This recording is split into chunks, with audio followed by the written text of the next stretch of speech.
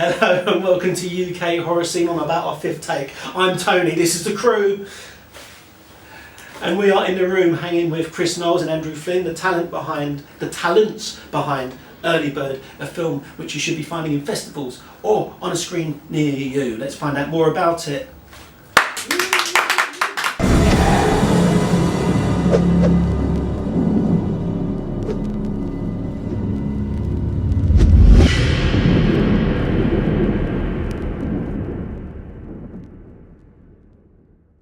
Alright, Chris Nials, Andrew Flynn, thanks very much for taking the time to join us. Welcome. Lovely having a moment. We'll start with your film Early Bird. Can you tell us a bit about that? Cool. Over to the director. So Early Bird's about, well, it's a worst case scenario about comedy about flat sharing. And so I moved to London back in 2010 and did my fair share of flat sharing in that time and just thought this would make a great comedy basically. So that's how it started. I just, over a period of time, just started to jot some information down, just jot experiences down, and then came up with the concept for Early Bird. So Early Bird basically begins with David, who's recently moved to London, down on his luck, being dumped by his girlfriend, and he's now out into the wilderness. Basically, he's out into London and has to has to go to flat viewings for the first time, has to sell himself to prospective housemates, and so that's where we pick up. We pick up Early Bird in a flat viewing, and the whole concept for the story now is about just what's the worst that can happen. How uncomfortable can a flat sharing experience be? Have you flat shared? No. Well, don't watch not this. Like that. Not like that. And I haven't seen the film. I've seen the trailer, and it does definitely put you off flat sharing. It's not spaced, is it? I think it's a necessary evil. I think people moving to London now, it's something you have to go through. It's like a badge of honour. Yeah. And everyone's got the beauty of it for me. And when I was researching the project and everything as well, not just from my own experiences, actually speaking to other people and everything, was everybody's got their own experiences. Everyone's got their own horror stories. I mean, I've been to some flat viewings where there was one, they decided to hold a flat viewing party, and what they decided to do was have everybody in at the same time. And so, was it a big flat? Oh yeah, it was huge. It was massive. So you're there, and you're sitting there, and you start talking to people, you don't know who actually lives there. So I was talking to someone for half an hour, and then said, "So how long have you lived here?" And they said, "I'm here to view it." That's brilliant. I have no idea. And so people decided just to kind of filter out, and you just go. I still to this day don't know who lived there. I'm kind of disappointed it didn't end in some sort of battle royale, kind of last to well, the death. that's what I thought. It could happen, but no, it didn't. I don't think they hadn't really thought it through, so they just let everyone fight it out, and nobody knew. That actually sounds like a TV show. It does, doesn't it? Right. Very confused concept. Flat share party. That's it. Yeah, why not? Then ask everybody at the end, who do you think actually lives there? I don't know. The person who gets everybody there with £1,000. The guy that knows. But they don't get to move in because the people that live there don't like that person. So it's just like. I think one of the weird things, and why for me, I wanted to get involved in the project is that the whole concept of flat sharing is just so weird. It's as Andrew said, it's part of everyday life now. It's one of those things that pretty much anyone that moves to London, unless you've got someone bankrolling you kind of have to do it. And the idea of your home being a castle, and your castle is essentially a 5-minute interview with a couple of chaps that decide if you're good enough to live there, and you're kind of packing up all your belongings, you're moving into a room to live with somebody you've known for 5 minutes, and the whole sort of the concept of it is completely alien to any other sort of situation you'd be. You test drive a car for longer than you go and have a look around a room with, and it's such a commitment as well, because I think the scary thing is you're not only taking a risk with the place you're moving into, but those people potentially taking a risk about the people there, because you're a complete stranger. Everyone's total strangers, and it's just this really ludicrous and unnatural process that people have to go through, where my own experience is you pack in, say, 10 viewings in a night. And by the final viewing, you can't remember who the first person was. And so it doesn't matter if they're if they were the best person since, you know, ever. You can't remember them. That's it. And so they all well, it blur wasn't into, bad, so I remembered that, so should we get him in? and they all blur into one, and it becomes this really demoralising experience if it goes badly. And that again was a real kind of inspiration for the film. Is it's such a lonely experience because you're not you're going through it with anyone. Yeah. This is, if they don't like you, they don't like you. You know, if you don't get the room, they don't want to live with you. It's totally personal. You know, they want to find someone better, they just forgot you. I mean, I've been forgotten. I've been forgotten. I had to. I think we've all been forgotten. Yeah. At some point. I had to phone up some people just to actually get the rejection. I was just like, oh, it's fine. You know, it's totally cool, but. Well, it's kind of sad, isn't it? When It you is. phone up, sorry, we don't want you. That's it. It's not like a job interview, is it? Where it's like, well, you just don't have the right experience. Yeah. It is literally, no, we don't like you. So It's just finding different ways of telling you. That's it. Yeah. Well, really don't no, like this you. was this particular one, good inspiration for the film. Was oh sorry, we totally thought we told you. It's like, yeah, that's probably what I'm calling. You would have thought. I got the hint in Yeah, 3 yeah. weeks. Just kind of wanted. No, you're right. I'm calling to get rejected again. If you don't mind. Yeah, just feeling a bit happy today. Yeah, Thought I'd need someone to bring me down. Who hates me? I know. Honestly. Yeah, so it's cool. I mean, obviously, like the film itself is a dark comedy, but that is the horror aspect for me. Is just this: you're totally alone in London, and you've got to fight yourself. You know, you've got to fight your I corner. imagine there's an awful lot of people, like you said, an awful lot of people will be able to relate to it. Yeah. Yeah. I'd say people just in big cities generally will be able to relate to it. Right. There's probably people in smaller towns I don't understand that at all. Yeah, that's it. Flatshare. I think the interesting thing there is there's always going to be something that people are going to be able to relate to. So Yeah. you've got, you know, I mean, the university aspect. People may not be flat sharing, but they're going to be living in halls. And I mean, flat sharing is Yeah. something that would happen in the university as well. So it's just a different scenario. But the other scenario is the person that you interview and the people that you meet at an interview aren't the real people. They're just who they've put on for that 20 minutes. And you are the best person in the world for 20 minutes. I mean, if you can't manage that, then Jesus, I mean, that is just... Like Jesus would be a good flat, Yeah, wouldn't that's, he? well, you think so. Feel ideal, really. Always got 12 mates around though. Which is yeah. taking a living space. It's going to be bit restricted squeeze. with food. However, Yeah. well, the last supper, I mean... Well, that's it. Well, what's he going to put out? It's like he's not going to put it to a shopping budget. It's like you're fine.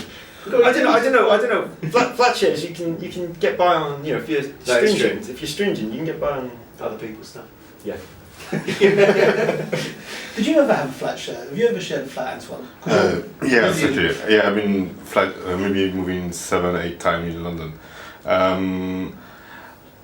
My best memories are not mine, but some of friend of mine was looking for a flatmate, and a girl came up, really friendly, really good student, lovely place. Oh wow, nice place. She loved it. She opened the door. A car was burning down. Someone just crashed the car and just burned the car. Some kids playing with the car, burning there on the car park, and she changed her mind for some reason. So first impressions. Yeah, first impression was pretty good. How is it to live in this place? Yeah, exactly, and the area. Not the best. So there's living Don't- day don't cars have on the side and there's cars on fire. So Yeah, they're exactly. different. Apart from that, it's fine. Yeah, that's it. Dig in. Just don't go in the park after 12 noon. Everyone has bad experiences wherever they go. Yeah. I think that's what makes traveling like around traveling around like the city or living out of a suitcase. I think that kind of you're gonna take the highs and the lows, and I just think it makes your experience of the city all the richer. Mm-hmm. I mean, when I first moved to London, I lived out of a suitcase for a year.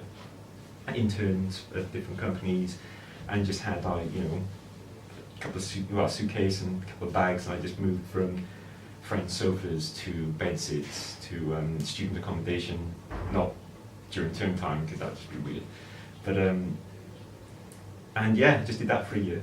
And so I got to, so 1 week I'd be living in central London, the next week I'd be living in Archway, or I'd be living over in Hammersmith, and I'd just be all over the place. So I'd be still working in the same office, but it's like, where are you coming from this week? And it's just like, no idea. I think the first place I stayed was it Hampton Court?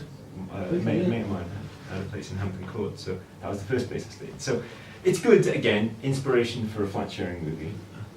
You know, you got to live out the You start to see where this has come from, right? Yeah. So where are you from originally? I'm from Wales. I'm from Cardiff. Okay, I've heard of that in Wales. Yeah. Yes. Wales. There's probably about 3 cities I know in Wales. Please Cardiff, Swansea. Yeah, it's got to be Cardiff, Swansea, or. Do you know any You've overstretched yourself. No, and Snow. I've been there. Do you know any Welsh? I know no Welsh. No. See, I'm Sorry. not otherwise. No, that's all right. Cool. We can make it up then. We can just have everybody else. Do you know Welsh? I know Welsh. Go for it. I won't understand you, but go for it. Alright, I'll try to tone it down for you because it's a really thick Welsh Oh accent. no, go all out. I mean, Okay. I've got loads of Welsh friends. So. Go on. Lordy, it's been a long time since I put on my Welsh accent. That is kind of Indo-Scottish. No, it is Welsh, I tell you. The scary thing is, though, right, guys? The scary thing is, his Irish accent sounds exactly the same, and his Jamaican accent. How does actually your as well. Scottish accent sound? I'm not good at Scottish. I'm terrible at Scottish. I'm really good at either my Welsh Yeah. or my Irish. Those are the two that I go to every single party. Give them a quick blast of your Irish. Do they deserve it right Just now? quick, Sure. come on, quick. Because they do. They do. You've committed. They do. I like their beards, so I shall allow them. Hello there. It's been a long time since I put on my Welsh accent. Yeah, I tell you. And I don't like Guinness, you know. Why does everybody seem to think that I should like Guinness? It's impressive. Yeah. I've got to go. Yeah. And you notice the only difference was the pitch of the voice. Yeah, I did quite like that. Yeah. I mean, If that's what you're going to work with, yeah, I like it. Totally. Yeah, yeah. I mean, I think you nailed each and every one of them. Yeah. You know. I think next you should try We Russian. auditioned worse. I've got a good Polish. Go for it. Go for it. My name is Ludwig Vodka, and I like not to drink vodka, you know? I mean, flawless. Absolutely. Yeah. Yeah, that's it. Give that guy a... Yeah. There you go. I think he's got a Yeah. career. As any accents now in your next film, that's it. That's it, done. That's it. Reminds me of the guy out of the Police Academy movies with the... It's the Michael amazing- Winslow. Yeah, that's Yeah. it. With the Almost the like accent, he is the English noises. Michael Winslow. That's it, with accents rather than sound effects. It's, Yeah, I can't do the sound effects, but the accents, yeah. it's fine. I mean, you've nailed it. So. You could probably do voiceovers as well. I mean, you know. Well, I'm really practicing my Indian. One more Indian, okay? I know people get really offended when they hear Indian, but I reckon this one will work. Okay. Hello there. I am an Indian from Pakistan. Would you be Pakistani? Yeah. Hello there. I am Pakistani from Pakistan. Shit at geography, Yeah. but good at accents. Good at accents. Good at accents. Yeah. Strong. Right, then. Strong. Good, good. You don't need any black Pakistanis in your film. Next film. Well, I almost want to write one around. Yeah, well, there you go. I mean, To that's a film. incorporate- It's a film You know, itself. equal opportunities and all. Yeah, But it's- I mean, I'm currently, you know, I'm not at the moment. No. But Trading you know. places has been done. Yes. Give it another go. So I'll get to you in a minute. It's all right, Oh, that is Wally the werewolf. The worst guinea pig It's a terrible guinea pig impression. Worst, yeah. Really, really bad. Did you know that Alfred Hitchcock was a really big guinea pig fan? First one called Norman. That's right. Yeah, you know, you did know Yeah, that. I've heard a rumour. Yeah. Guinea pig in every film, Really? allegedly. What? Oh, So we've got a steak Hitchcock market. cameo and Yep, and a guinea pig. Often around the same time as the Hitchcock cameos.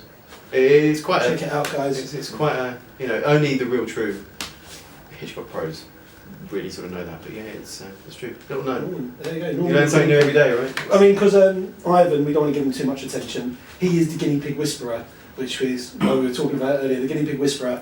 So if anybody has any problems with guinea pigs, just message us. And it's a shame that, you know, Alfred isn't around anymore because there's guinea pigs and accents were his thing.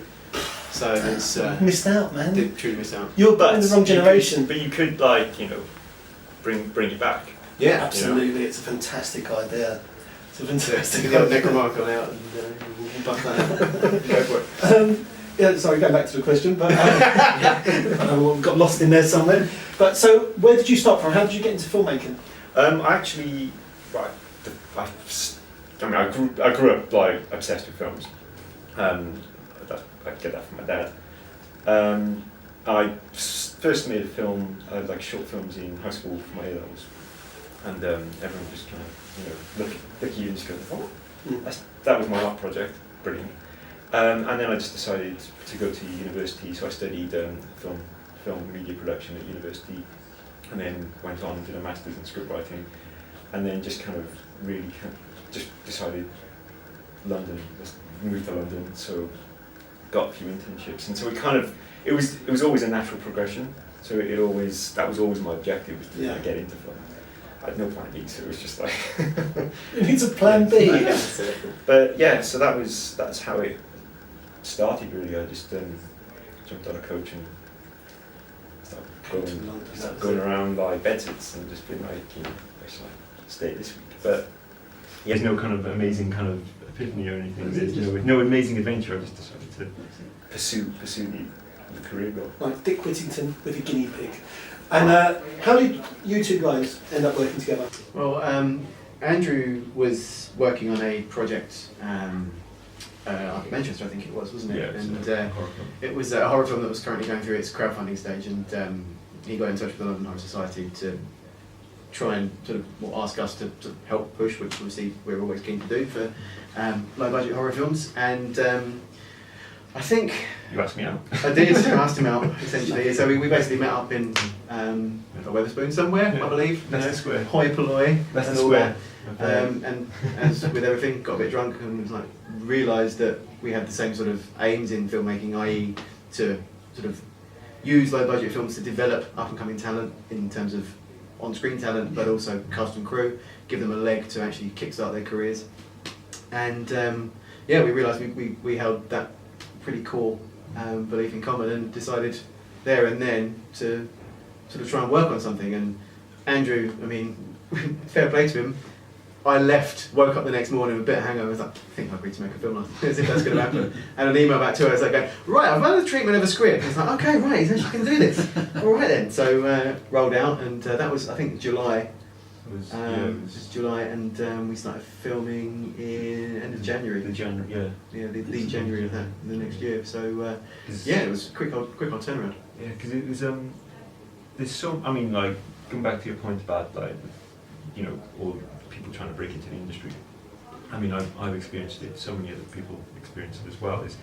There's so much talent out there, and it's trying to, everyone's in the same boat for limited opportunities a lot of time. Not saying now, I mean, there's opportunities everywhere, but you're always going to hit a difficult patch. And I mean, we were so lucky with the people that we found for our project, which we'll get to in a moment. But it was just, it's just that if you don't take that chance, you don't know what it could have been. And because when we decided, so I wrote the script, and then we decided to crowdfund. And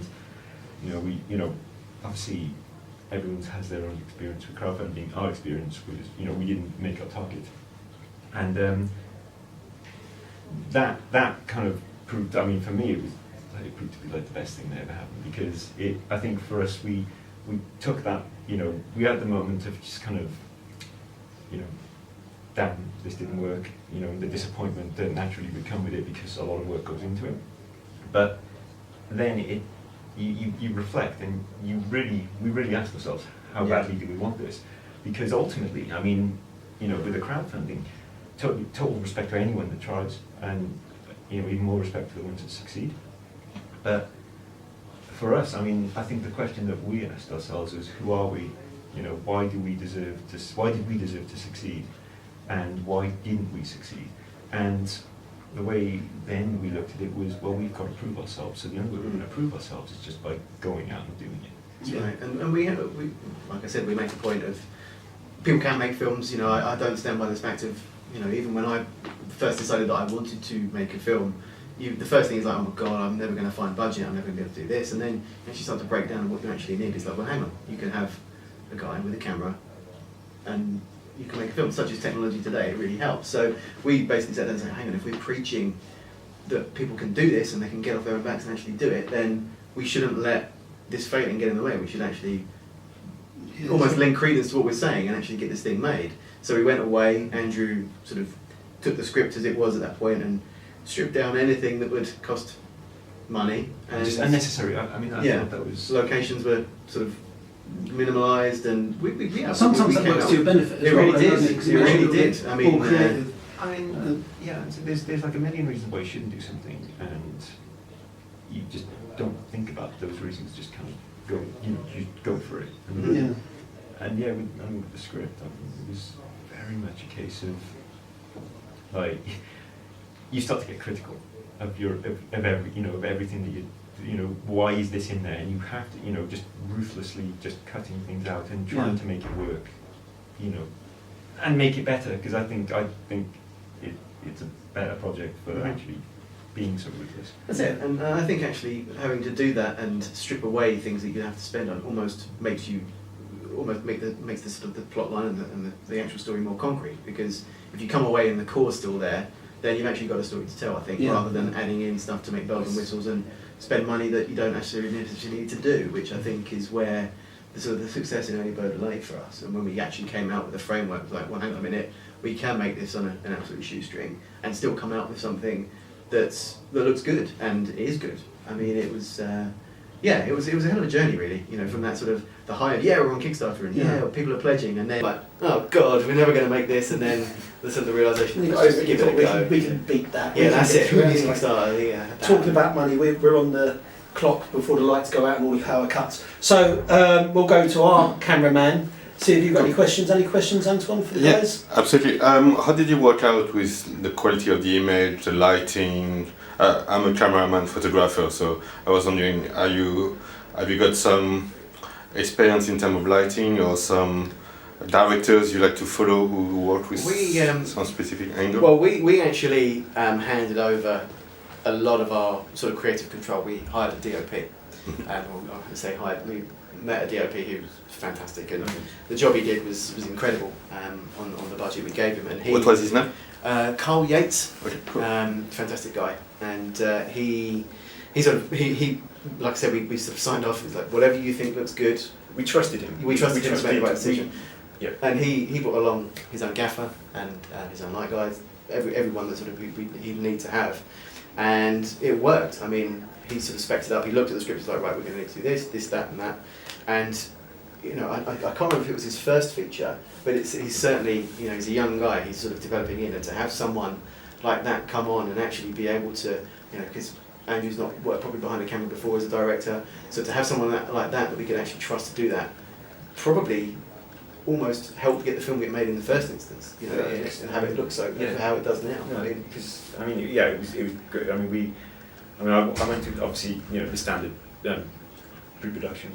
We kind of really talked through every scene, and we filmed in the house because budget-wise, I spoke to my housemates and just so I'm gonna totally take over the house for 2 weeks, because we filmed in nine and a half days over a 2-week period, and so a house that other people live in was completely swamped in film equipment for like 2 weeks. So now everyone else in that house is their nightmare flat next door. Remember when this guy came in and decided to make a film and banished us to our rooms for 9 days? Any scene, any of the scenes, just imagine that everything behind the camera is a bomb site. I mean, we're talking like it's actual people living there, climbing over film equipment. My room was yeah. We Pretty still now have stories of his flatmates saying, like, when you're filming that scene, he's like, it's like, shagging my girlfriend while you're doing that. It's like, thanks mate, yeah, okay, cool. So that's why we had to kind of block out these weird noises. Thanks, yeah. So that had its challenges, and it was literally the case of, we had the 3 rooms we could film in that house, and whatever room we weren't in, we had to store all the kit. So again, everyone that was the crew, just everyone mucked in, moving stuff around, and continuity was obviously a struggle to try and get everything right with that. Yeah. And but you did brilliantly with that. And, but I think, yeah, it kind of came out all right, didn't it? And we just had an amazing cast and crew. I mean, they were just everybody, was so committed to the project, and they just it was just. I mean, we couldn't have. It looks fantastic from the trailer. It looks really, really cool. You've seen the trailer, Ivan, haven't you? Yeah. Yeah. What? Do you have a question for the guys? Yeah, I do actually. What I was thinking is that with like inspiration, have you ever got any inspiration from like artwork? So we all know about movies that people get inspiration from, but have you got any inspiration from like a photographer or just generic sort of painting artwork where you thought that would be a great scene in a movie? To be honest, I mean, it was very much about, I mean, for me, I mean, obviously I studied a few directors in terms of, you know, like just different cameras, like different camera styles for restricted locations. So obviously, a lot of the house wouldn't allow for a kind of a roaming, kind of moving camera, and so we had to kind of really master how scenes are going to work with a static camera, and the action is going to obviously take place around this one camera that isn't going to move, and so that became a running theme throughout the film itself. So in terms, I mean, I tried to steer clear of too much inspiration from different directors, and it just kind of what needs to work in this film itself. I mean, there's no point in trying to, you know, make, you know, something that, you know, that's already been done. It was really much what is natural for this location, what is natural for, what is something that we can be consistent, because there's no point in going too experimental and then it just goes horribly wrong, because we had such a, we had no room for error. And so we had to be completely, we had all the faith in our technical guys, and we had to just be absolutely certain that what we were doing was going to work. And so we just had that, we really discussed at length how we want the film to look, and how will this, you know, how will we get the most out of every scene in, you know, in the location that we're in, bearing in mind that we were pretty restricted with how much freedom we had. So, but I think again, you get the most out of these. You know, you get the most out of something when you are faced with restrictions, and you get. It's the siege mentality, isn't it? It kind of brings you together and makes you work a little bit harder. And I think that helps sometimes when you try to shoot a scene, and because I think especially the creative elements like you and Carl, our DOP, you're searching for the perfect shot, and that was one of the things that I had to kind of do and sort of almost rein them into a point where it was like, guys, you got a good shot. We're going to have to move on. Just kind of play with it, rather than spend another couple of hours trying to look for the the one. So, and also, I think the other major one was if you've got, you know, if a scene is overrun. I mean, there was a few times we had to. We were obviously rewriting scenes just before we were filming them, just to condense something, in order, just for the practicalities of moving equipment and how long setting up a shot will take. And obviously with the tight schedule that we had, it was a constant creative process. We were never, you know, we were never kind of just, you know, there was never any complacency. We were constantly, how are we going to get the best out of this scene? And I mean, that's what I'm really most proud of on the film, is just that we, you know, so much has gone into every scene, and so much. And there was never a point where we decided we had to settle for something. We went in with a plan A and thought we want to get this, and somehow we actually managed to come out with exactly what we wanted. But we weren't afraid to change it. No, so we weren't afraid if something didn't look right. Then, Carl, how does it? You know, what's your opinion? How do you think it's going to work? Solutions. You know, it was a team. And that's where he was. You know, it was a team. What made a great DOP you went to. And I mean, Christian, our sound guy, was great. Everyone just pitched in. Everyone, you know, had ideas that, you know, we all worked as a team to get it done. Yeah, I look forward to seeing it, as I'm sure everyone else here does. But we are running over here. Sure. Sorry to cut you down. Quickly, sell the film. Tell us where we can see it. Or it's going to be. We've just recently signed a distribution deal, so we are. Well, we're just waiting on when it's going to premiere UK wide. Yeah, TV. It was a TV deal, so there's going to be so hopefully in the next couple of months. So basically, we can't actually say where it's going to be yet because we haven't been told. But I'm sure, you know, keep an eye on London Horror Society. Yeah, there's something bubbling with the London Horror Society of maybe talk of showing it to a few people. Fantastic. If we're allowed. Keep us in the We'll loop. keep you in the loop. We can have a guinea pig party. Yeah, that's right. Everyone bring a guinea pig, and you're allowed in for it. In memory of Hitchcock. Exactly. Why not? It's fantastic. Right, thanks very much for watching, guys.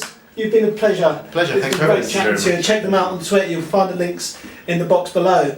And please subscribe. Love us. Thanks very much. Yeah. Woo!